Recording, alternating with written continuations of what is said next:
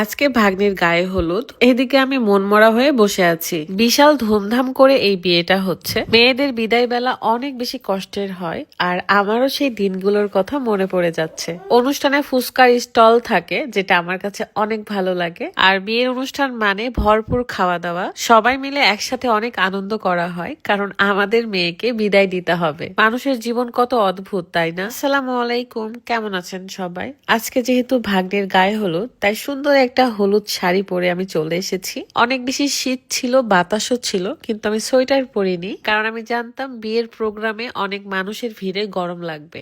এসে দেখি কনেকে নিয়ে যাওয়া হচ্ছে ক্ষীর খাওয়ানোর জন্য। চারিদিকে সবাই অনেক মজা করছিল, যেটা আমরা দাঁড়িয়ে থেকে দেখছিলাম। আমার বিয়েটা খুবই সিম্পল ভাবে হয়েছিল এবং রাদের বাড়িতে শুধু অনুষ্ঠান হয়েছিল। সো এইসব আনন্দের আমি কিছুই বুঝি নাই। বাই দা ওয়ে, এই হলুদের অনুষ্ঠানে আমাদের অনেক স্পেশাল মুহূর্ত আছে, এবং কেন আমি মনমরা ছিলাম সেগুলো দেখানোর আগে একটু বলতে চাই, আপনারা যারা ঘরে বসে চা খাওয়ার মাধ্যমে ওজন কমাতে চান, তাদের জন্য বেস্ট হলো এই অর্গানিক স্লিমিং টি, যা প্রতিদিনই সকালে এবং রাত্রে খালি পেটে খেলে আপনার মাসে 5 কেজি ওজন কমবে। তবে অবশ্যই চিনি এবং মিষ্টি জাতীয় খাবার থেকে দূরে থাকবেন, তাহলে 100% কাজ করবে। এই অর্গানিক স্লিমিং টিটা আপনারা পেয়ে যাচ্ছেন ইউনিক কালেকশন ফেসবুক পেজ থেকে। পেজটা আমার ভিডিওর ডিসক্রিপশনে দেওয়া আছে। এই চাটা বর্তমানে সবার নজর কেড়েছে, কারণ অনেকেই স্লিম হয়ে গেছে। ইনশাল্লাহ রেগুলার নিয়মিত খেলে আপনার ওজনও কমবে। সো দেরি না করে এখনই অর্ডার করুন।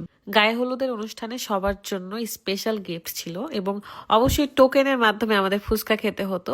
এই সুন্দর একটা ব্যাগের মধ্যে কলম, তারপরে আরো সুন্দর সুন্দর কিছু গিফট ছিল। টোকেন পাওয়ার সাথে সাথে আমি আর দেরি করি নাই, চলে গিয়েছিলাম ফুচকা খেতে। এখনকার বিভিন্ন অনুষ্ঠানে এই ফুচকার স্টল দেওয়া একটা ট্রেন্ড হয়ে গেছে, যেটা আমার কাছে অনেক ভালো লাগে। আচ্ছা, আমাকে সুন্দর শাড়ি পরে সিম্পল সাজগোজে কেমন লাগছে অবশ্যই আমাকে কমেন্ট করে জানাবেন। চারিদিকে সবাই কত আনন্দ করছে, কত রং, সবার কত ভালোবাসা।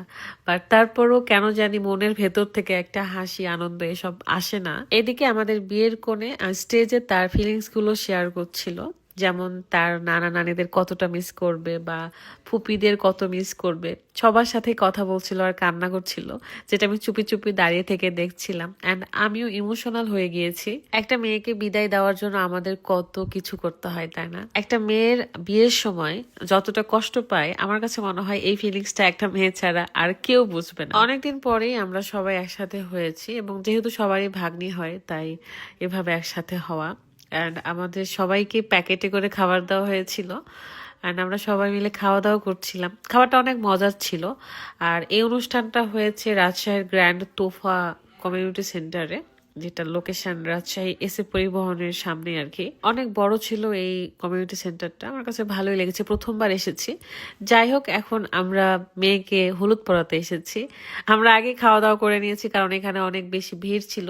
আমাদের ভাগ্নি এত বেশি মিষ্টি খেয়েছে যে তার এখন ভালো লাগতেছে না। তারপর আমি একটু করে কেক খাওয়াই দিলাম, এবং সবার হলুদ পরানোর শেষে মানে প্রোগ্রাম শেষে আর কি মিউজিক পার্টি ছিল, যদিও বা সবাই অনেক এনজয় করেছে। আমি বসে বসে দেখছিলাম। এমনিতেই এখন প্রায় অনেক রাত হয়েছে, প্রায় 12টা বাজে, আর আমরা এখনো বাসায় যাইনি। কখন বাড়িতে যাব, কখন ফ্রেশ হব। সকাল 8টার দিকে আবার রং খেলার প্রোগ্রাম আছে।